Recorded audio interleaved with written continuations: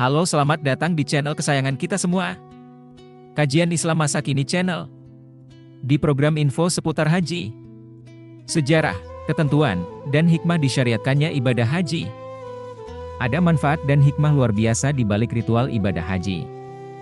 Di antara pilar dalam Islam yang diwajibkan kepada umat Islam adalah melaksanakan haji ke Baitullah, Makkah. Ibadah ini merupakan rukun kelima dalam Islam dan dilakukan jauh sebelum diutusnya Nabi Muhammad. Beberapa abad sebelum kota Makkah sebagai pusat Islam dengan ditandai lahirnya baginda Nabi, para nabi sebelumnya sudah melaksanakan haji di kota tersebut. Sebagaimana jamak diketahui, hikmah disyariatkannya semua ibadah tidak lepas dari dua hal. 1. Sebagai pengakuan bahwa dirinya sebagai hamba dan 2. Sebagai ungkapan syukur pada Allah. Ibadah haji mengandung dua hikmah ini sekaligus.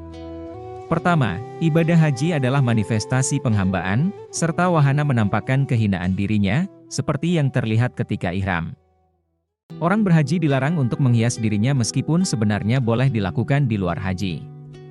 Saat ihram, ia dituntut berpenampilan sangat sederhana dan menampakkan perasaan butuh pertolongan dan rahmat Tuhannya.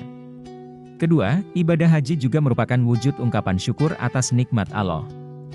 Dengan ibadah haji, seseorang harus mengorbankan dua hal, yaitu badan dan hartanya. Dan, ungkapan yang benar untuk mensyukuri nikmat harta dan badan adalah dengan menggunakannya pada jalan yang diridai oleh Allah.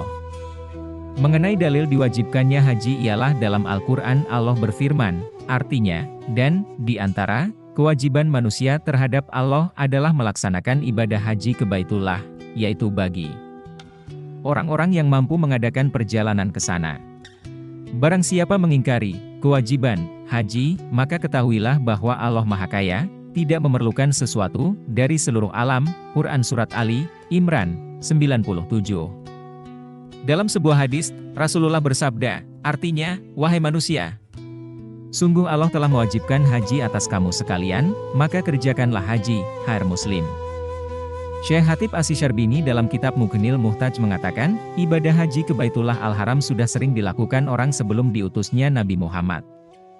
Dalam sebuah riwayat dikisahkan bahwa Nabi Adam alaihissalam berjalan kaki dari daratan India untuk melaksanakan ibadah haji ke Makkah Al-Mukarramah. Sesampainya di sana, malaikat Jibril menemuinya dan mengabarkan bahwa sesungguhnya para malaikat sudah melakukan tawaf di Baitullah selama 7.000 tahun. Berdasarkan pendapat ini, tidak heran apabila sebagian ulama berpendapat bahwa semua nabi pernah melakukan ibadah tersebut. Para ulama berbeda pendapat tentang permulaan disyariatkannya ibadah haji. Ada yang mengatakan bahwa ibadah haji diwajibkan pada tahun ke-10 Hijriah. Ada yang berpendapat bahwa haji telah diwajibkan sebelum Nabi Muhammad melakukan hijrah ke Madinah. Ada juga yang berpendapat diwajibkannya haji bertepatan pada tahun ke-6 setelah hijrah. Dari beberapa pendapat tersebut, pendapat yang terakhir merupakan pendapat yang paling masyhur dan disepakati di kalangan para ulama. Syekh Hatib Asy-Syarbini, Mughnil Muhtaj, Beirut, Darul Kutub Al-Ilmiyah, 2011, Juz 1, H. 613.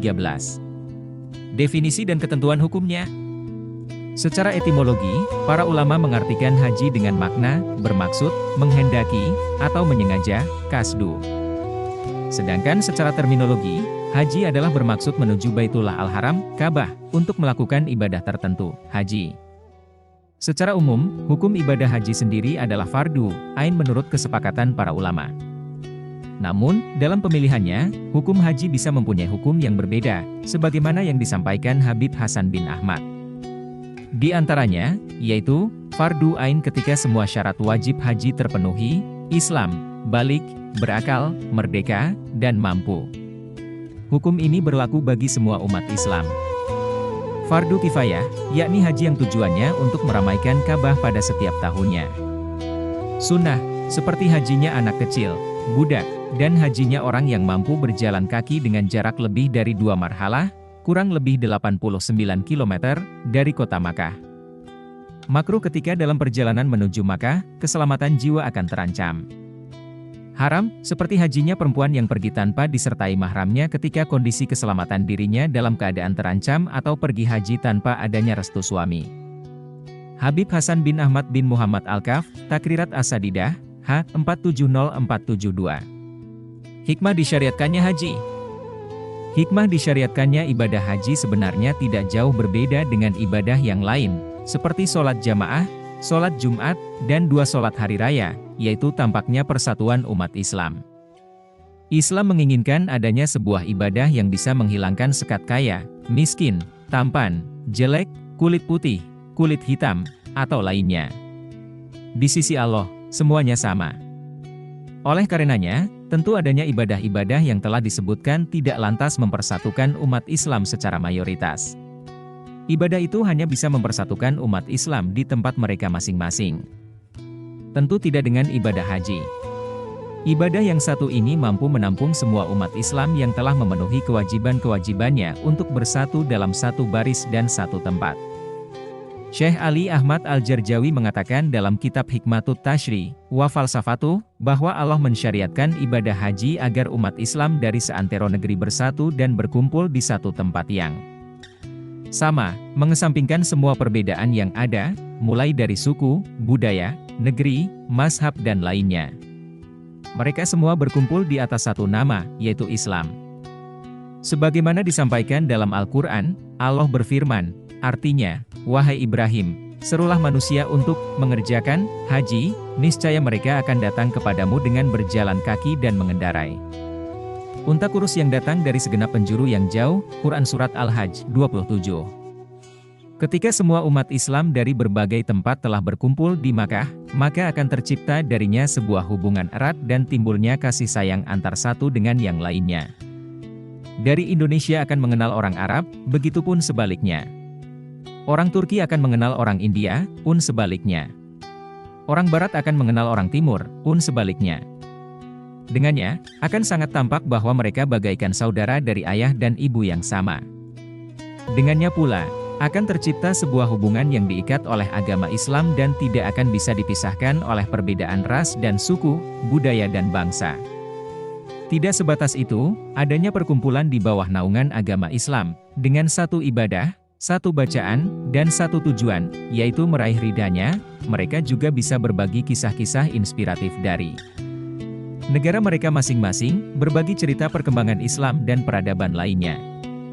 Sebagaimana disampaikan Syekh Ali Ahmad Al-Jarjawi, yaitu, artinya, oleh karenanya, sesungguhnya mereka bisa bertukar pendapat tentang kebaikan-kebaikan dunia dan akhirat. Dan ini maksud dari persatuan Islam yang ditakuti musuh-musuh Islam. Syekh Ali Ahmad Al-Jarjawi, Hikmatut Tashri' wa Falsafatuh, Beirut, Darul Fikr, 1997, Juz 1, H. 123. Semua ini merupakan salah satu manfaat disyariatkannya ibadah haji. Sebagaimana diisyaratkan dalam Al-Quran, Allah berfirman, artinya, agar mereka menyaksikan berbagai manfaat untuk mereka dan agar mereka menyebut nama Allah pada beberapa hari yang telah ditentukan. Quran Surat Al-Hajj 28. Ada juga hikmah penting yang perlu dipahami, yaitu hikmah diletakkannya ibadah haji di kota Makkah.